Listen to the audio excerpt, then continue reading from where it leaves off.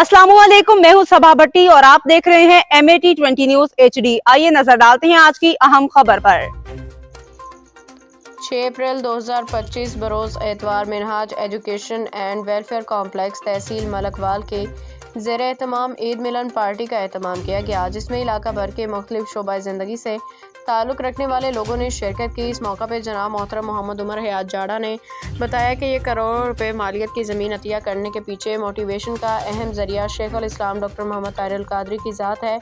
जनाब मोहतरम अल्लामा मोहम्मद एहसान रिजवी अल कादरी मरकज़ी नायब नाज़िम दावत मिनहाज अल कुरान इंटरनेशनल ने Minhaj education and welfare complex के मकासद को बयान किया गया कि इस कॉम्प्लेक्स में शुबह तहफ़ीज़ मुकम्मल दर्स निज़ामी के साथ साथ असरी उलूम भी साथ साथ पढ़ाए जाएंगे और साथ कम्युनिटी सेंटर स्पोर्ट्स कॉम्प्लेक्स का भी एहतमाम होगा। फिर सदर मजलिस जनाब मोहतरम पीर सैयद नईमुल हसन शाह बुखारी ने इस प्रोजेक्ट को सराहा और हर एतबार से साथ देने की यकीन कराई। जनाब मोहतरम मियाँ गुलाम सरवर चदर, जनाब मोहतरम खालिद महमूद गोंदल कोट हसद और फिर बादशाह पोर्ट शरीफ के नंबरदार फैमिली गोंदल फैमिली दीगर कसीर फैमिलीज़ के बाइज़्ज़त लोगों ने इस एजुकेशन कॉम्प्लेक्स की तकमील और कामयाबी के मराहल तक हमेशा साथ देने का वादा किया। इस महफिल पाक में खसूसी शिरकत हमजा भट्टी ने भी की है। मोहम्मद रशीद भट्टी, ब्यूरो चीफ, MAT20 न्यूज़, मंडी बहाउद्दीन।